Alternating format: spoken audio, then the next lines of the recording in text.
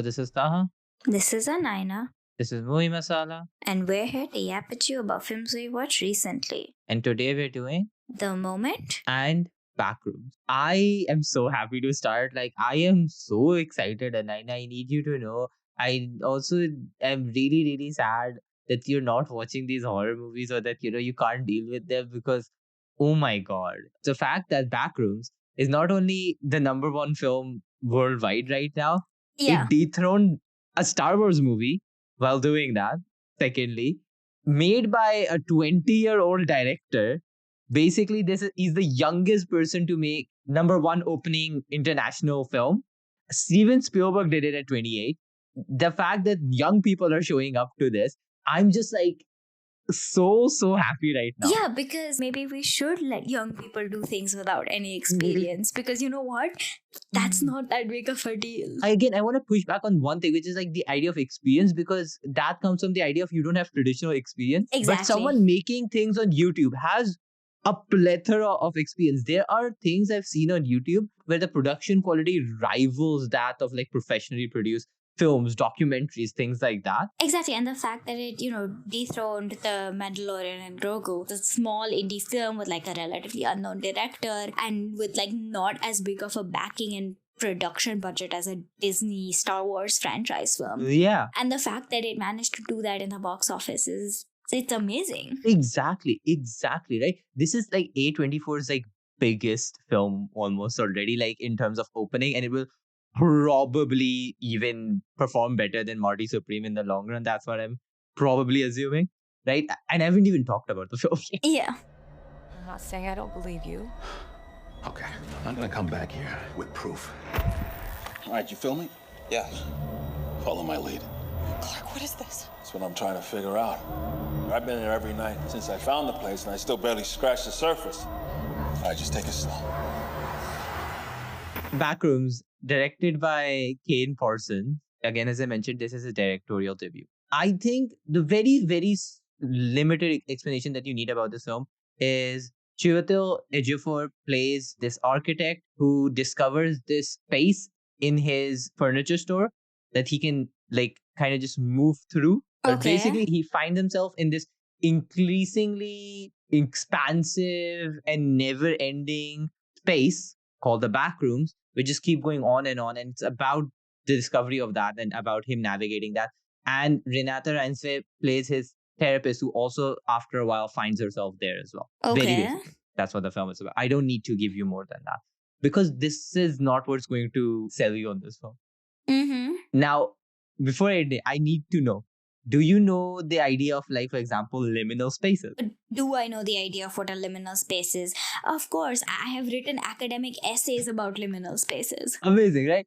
So now another thing. Do you know what no clipping is? No. Okay. No clipping is it's specifically in games where you kind of just move through solid objects in a way to get from one room to easier. So for example, if 4 rooms are connected, you just move through the walls and you kind of no clip that. So the point of Backrooms is kind of no clip through reality in a way to find yourself in these liminal spaces. And the no clipping thing that they use is important because it's no clipping in games is this thing where you're navigating the environment in a way it was never supposed to be. You're specifically going into in between of these spaces in a way that the programmer kind of has constructed, but you never meant to interact. Sure, I understand that. And I think that feeds into what the point or the dynamic of the film is. Kane Parsons has talked about how this film is not necessarily about one singular thing, but a kind of this experience, as to say, right? Mm-hmm. And this film is dealing with things like memory and trauma and everything like that, because as Clark, who's the main character, enters these spaces, he sees bits of furniture just scattered about, but in weird, wrong ways, chairs just kind of half merged into one another, rooms that are architecturally designed in such a weird way that you feel there's something wrong but are not sure why it's wrong. And it feels like this weird office space that keeps going on and on and on and on and on. Okay. So the film, what it works really well on, just purely the production design, the set design. It is so good. It is so good, because I would urge, if you are just listening to this, haven't watched this film, please just look up images. I think that will help you so much.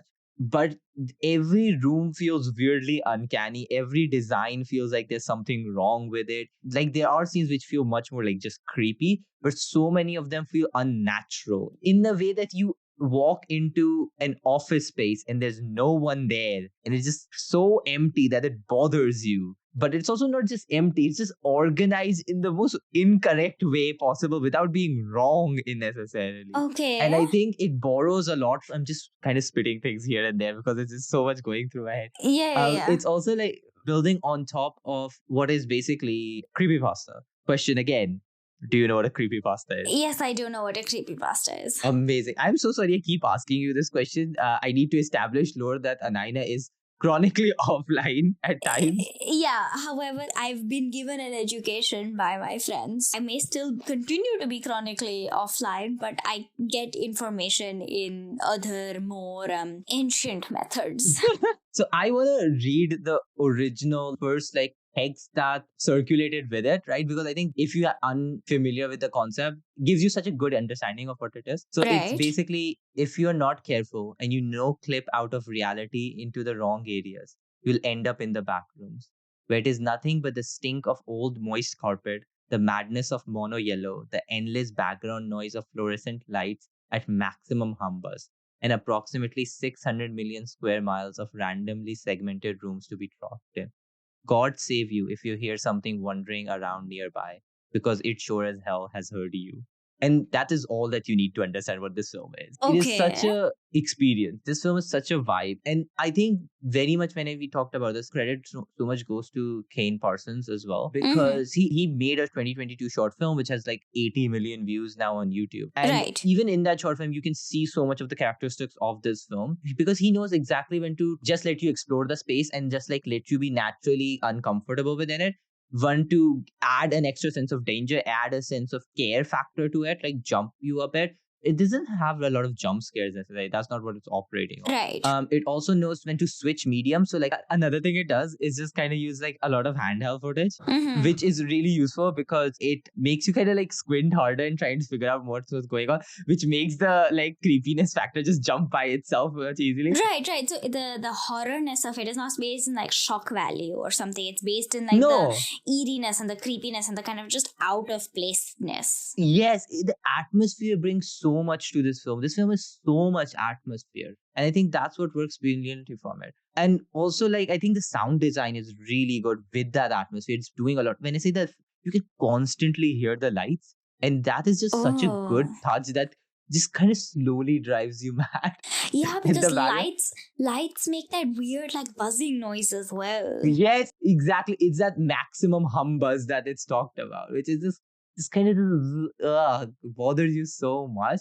And honestly, again, props to like people like Trevor Johnston, Eric Cairns, Yenny Yu, who's like lighting, all of these people who created such an incredible set and everything that works so well with this Right. film. So yeah, and I think Ken Parsons is doing a lot to integrate everything. Another thing that I wanted to explore when I was talking about this film. So like I think the film's main thing is like about this trauma and like being stuck in your own like past and like kind of reliving your own memories and kind of corrupting yourself through that.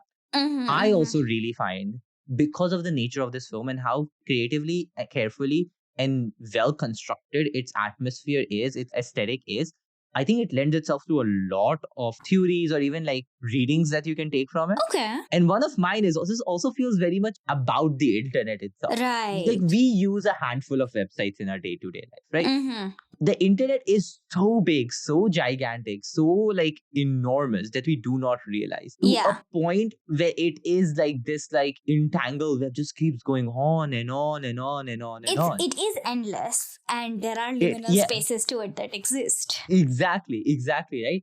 And you find things that were never meant to be found. You find places which just irk you in how they are still there, right? And I think to a lot of degree, it is reflecting that as well. And not just that, but also like you can read into AI with this film as well, is what I was thinking. Like the Backrooms constantly reproduce things from reality, but in messed up ways. There's one scene where it's showing Renata Rance's Mary's memories, but like a copy of a copy of a copy of a copy, and it how constantly gets degraded and made into this weird amalgam that doesn't ever really exist. Yeah, it becomes like a mixture between the Ship of Theseus thing and literally what AI does, which is it warps your entire sense of what you thought was real, like the objective truth or what actually was there and what actually is there, they become unreal in a way. Exactly. There's so much of that. Like this film really does open it up to so many, and that's what makes me also so really happy that people are not just turning up to the film. This is not like 2018, 2019, and again, we're still not at those levels necessarily when in terms of cinema going, but we're doing genuinely well post pandemic, right?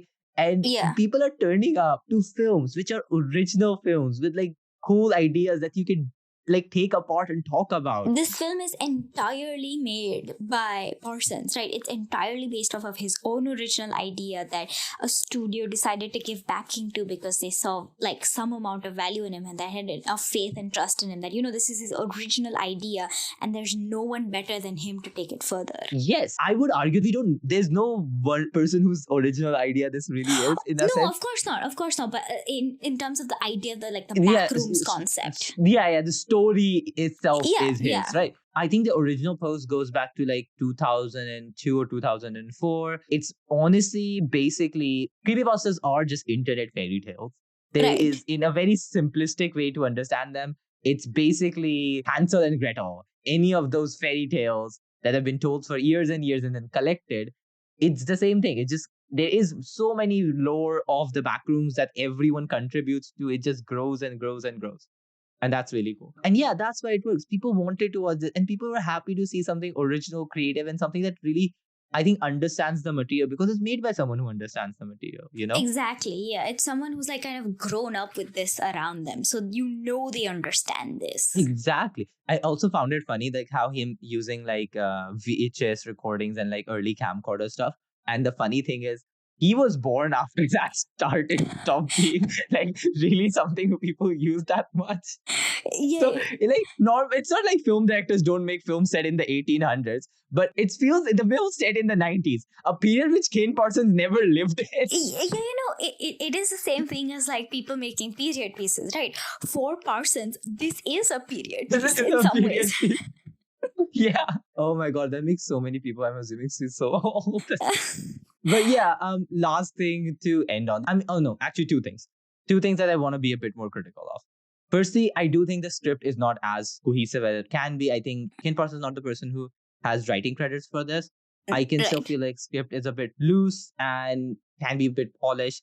It's not necessarily about the script, but the writing can feel a bit flawed, unfocused, and things like that. It's not necessarily the biggest issue for me, right? There's another thing I do want to talk about. I'm really happy to see like young directors like Curry Parker come in, Kane Parsons come in to have these moments to really see this landscape shift for like younger people making films and everything. I do want to clearly point out the one thing of like a lot of these people behind the director's seat are cis white men. Yes. And not to acknowledge that these people can't be better and these people can't make good films about other experiences as well. I think like I loved Obsession. It's doing so well. Right. But I think that it's an acknowledgement we should make to still acknowledge how the industry exists, how those systems exist, and that they're still working within it. And to acknowledge the wins will also still not take our eye off the ball and still not see where there could be better things happening. That's kind of where I am coming from. Yeah. Basically, it's like, yes, of course you should be giving, new talent and new original, ideas to this thing. But you need to make sure you're giving other people, more people, that kind of opportunity and stuff. Yeah. So yeah, there's probably like 500 things in my head that I've kind of can't remember right now. That I will, while editing this, be like, yeah, I should have said that.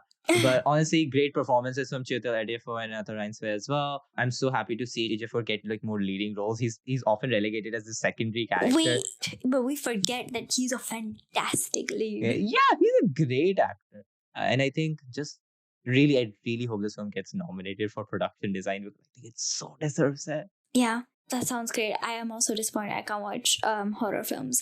Ooh. But speaking of young people having their moment, I watched The Moment, which is the new Charlie XCX film, which is directed Amazing. by Aiden They're Zamiri. not that interested in having children, and some of them probably don't even speak to their fathers because they don't approve of their lifestyle. So it's like a whole different thing that we're doing. You might not get it, which is totally fine. Do you want to take this? If not, let's turn And it I off. say okay? Charlie XCX film because I don't really know how else to put it, because it's not a documentary. It's not a concert tour film. It is a mockumentary. About Charlie XCX. Yes, about Charlie XCX and the Brat tour. Please elaborate. I am so curious. I know about this. I know what you've told. That's all I know. I'm just really curious to know, because Right. it feels something that I would love to watch, in the sense of, because in a place where music films, music biopics, and concert film can feel like, let's just play the music and let's just have people sing and watch the tour from a cinema room. Doing a mockumentary feels a very interesting, creative thing to do. So that's actually what the film kind of comments on. So you do watch Charlie XCX, just saying, you do just listen to the music, you do just watch the tour. However, it's also on a larger level commenting on the fact that the music industry and record labels and brand deals and etc kind of push a certain narrative onto an artist and onto their fans and the audiences that maybe the artist doesn't want. So it's basically a movie about Brad death, the death of Brad. Oh my god. Right. Oh my. So we start off with Charlie XCX, who she's playing Charlie XCX. She isn't Charlie XCX. She is playing Charlie XCX. Charlie XCX is playing Charlie XCX. Yes, yes. I understand completely. A There's no need version, to elaborate exactly, on a version of Charlie XCX that it doesn't probably exist, but also in some ways kind of exists. We start off with seeing her preparing for this tour, preparing for the Brat tour, and how her label is trying to push. Basically, the main point of this label is trying to push two main things onto her: the concert tour film and a deal with a bank called Howard Sterling, where they want to release a credit card that's Brat green and it's aimed towards younger queer people to get them to open more bank accounts. Oh my god, capitalism really just it inserts itself into every little seam it can. Exactly. And so basically it's about, Charlie XCX. It's pretty obvious from the start that she wants Brat to die. She hems and haws at every mention of, Brad Summer continuing. We see a long extended, and I think it's a fake interview with Stephen Colbert where he's and so Brad Autumn, etc, and she's yeah, no, obviously, whatever. So, it's laid on thick that Charlie XCX wants Brad to die, but she doesn't. That is so interesting. Yeah, but she also doesn't want it to die because she doesn't know who she is without it. Brad made her huge. So the film also makes it obvious that, Charlie XCX wasn't nobody before Brad. She was quite prolific. She, like Zara Larson, who's also having her moment right now with Midnight Sun, she's been performing music for a while now. She's been performing a lot of the greatest pop hits or dance pop hits from the 2000 and something. I remember listening to her as a tween and as a teenager, right? It's only now with Brat that she had this big moment, and she doesn't want it to end because she doesn't know what will happen after that. So while she wants it to die, she also doesn't want it to die. I really, really think that's a very interesting concept to explore, to talk about how, as a creative person, you don't want to kind of just keep feeding the machine with the same thing, because it feels like you sell yourself out in that Exactly. way. As no creative person just wants to keep reproducing the same thing. But also you don't want to abandon it. You don't want to let go of the thing that gave you such big opportunities and such a incredible success either. Exactly. And so Charlie XCX is Charlie XCX, and then there's a bunch of professional actors around her who are meant to be portraying different people in her team. So she has her assistant, she has her manager and her agent, and the people at the record company, and the people who are kind of on Charlie's team, but they're the American Atlantic Records team versus the British Atlantic Records team. It has Rish Shah as part of the British Atlantic Records team.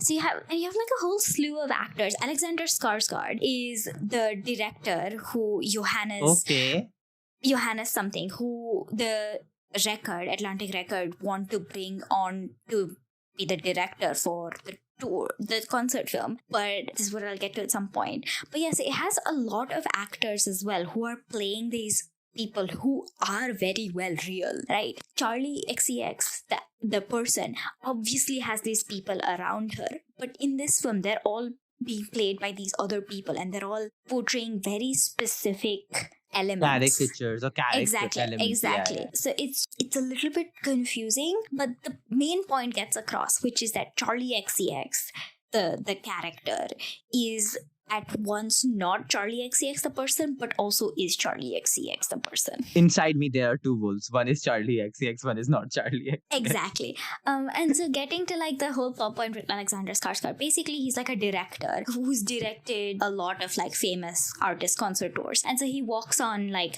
very like, no, we'll do whatever you want to do, and you know, we're here to watch, we're here to observe. It's your creative direction, whatever. But then immediately butts heads with the tour's actual creative director, Celeste, who's played by Haley Benton Gates, and is like, we should be changing Charlie's image a little bit. You know, we should be making her more family oriented, and all this like strobe lighting and the flash warning and the promiscuity and etc. etc. It's only catered towards like a specific audience. We need to be diversified. Yes, the gays, the queers. That's what they need, yes. Exactly. So he was basically like, no, we need to be diversifying so that Brad's summer lasts longer. And Charlie basically gives in to this. Because she, like I said before, she doesn't want it to die, but she also wants it to die. And she doesn't know what to do. And basically what happens is like a bunch of different things. She, like social media is included. What you were saying earlier about the internet. Yeah, this also kind of comments on the internet and how the internet will simultaneously never let something die, and at the same time will immediately just, you know, cancel you or cut you off or forget about you if that's just so happens to be the thing of the moment, right? Yeah. So there's a lot of that, and eventually she posts something, you know, what you were saying about capitalism earlier. She posts something about, you know, communism or how capitalism sucks on Instagram, and Johannes is kind of like, I cannot fucking work with the communist, this is not possible, whatever. But then Charlie XCX is obviously suffering from like a lot of mental health issues because she has this whole thing around her. She's basically, her whole life is a big contradiction. She has no idea what's going on. There are so many moments in the film where she's like, I don't know, I can't make this decision. All these people are making decisions for me and I don't like them, but I don't know what to do about it. And basically it's this story of how, you know, you lose control while being told you have the most amount of control over your own life. So she kind of has like severe mental health issues, etc., etc. And the film ends with Charlie XCX sending Celeste, her creative director, who has been fired by Johannes essentially, for being quote unquote difficult to work with, about how, you know, she's sorry about what happened, etc., etc. But she's going to continue with the film Johannes wants to do, because she knows that the film will be so bad that it will eventually cause the death of Brad. Okay, I guess the task failed successfully. Yeah, and the film finishes with like a trailer of that film, of that concert film. Ah. And it's so horrible, but it's also so obviously a dig at Taylor Swift and the Eras tour. Oh my god, yeah, I was thinking the exact same. You see the images of the, like earlier in the film, of what Charlie XCX and Celeste were going to do, and they're like, they feel, you know, Charlie XCX like. And then you see the final tour that takes place in Johannes' vision. It's like she has green like highlights in her hair and like sparkly green eye makeup and like rhinestones around her eyes and backup dancers who are like doing all these cute dances and poses, and you're like, oh, shots my God. fired and taken aim, you know? Exactly. And the only full song we hear in this is Sympathy is a Knife. We hear a lot of other Charlie XCX. We hear 365 Party Girl, but we don't hear the full thing. But we hear Sympathy is a Knife, which is, you know, rumored to be about Taylor Swift. To be about Taylor Swift, yes. Yeah, so I think it's quite fascinating. However, so this film also has like Kylie Jenner as an influencer. Kylie Jenner, so you know how Charlie XCX is not Charlie XCX. It also has Rachel Senow. Exactly. As Rachel Senow. Yeah, you have Rachel Senow as Rachel Senow. I think Rachel Senow is fine because she is kind of like, and she has been like in this as an actor. But Charlie XCX doesn't do a bad job. Okay, let me just start off by saying, however, I would have liked the kind of monotoneness of being depressed, portrayed. It all feels a bit cliched, like the depictions that we're seeing, right? They all feel a bit, and again, the whole plot line also is a bit, it's not something new. It is rehashed. Like loads of pop stars have spoken about this, notoriously, like Lady Gaga and stuff. So the thing is, like, what's inventive and innovative is the medium and the style that it's being done in, but what is being said is kind of the same thing again and again. And 5 minutes into the film, even before they say that Charlie XCX is done with Brad, you kind of guess Charlie XCX is done with Brad just from like the vibe. Yeah, exactly, a very kind of like obvious kind of acting that you can kind of tell is Baby's first major role. It could be worse, seen worse from like musician turned actor. 100%, we have seen absolutely worse. But how do I say this? It's good when it's good, but when it's not good, you're kind of like, all right, move on, get to the point. You're making so obviously. Yeah. It also sometimes doesn't really commit to the whole mockumentary idea, but I don't really mind that because it plays with the genre, which is something, I've been known to like. It's not necessarily a mockumentary, but it's also not a documentary. It's somewhere in the middle of this space, and it's kind of just doing it. Exactly. Which I also like because, I think that's also a fun thing to do, because it could just be a documentary about the problems of making Brad, or like this idea of making a concert film or things like that. Or it could have just been like a straight up parody music film, but it's also neither of that. It's something that itself is hard to market. Exactly. And therefore even further bucking this trend of making it consumable, making it appeal to mass audiences, and making it last forever. So like the film you were talking about, like Backrooms as well, this is the first feature-length directorial debut for the director. And you can kind of see that he's previously worked with artists like Charlie XCX and FKA Twigs.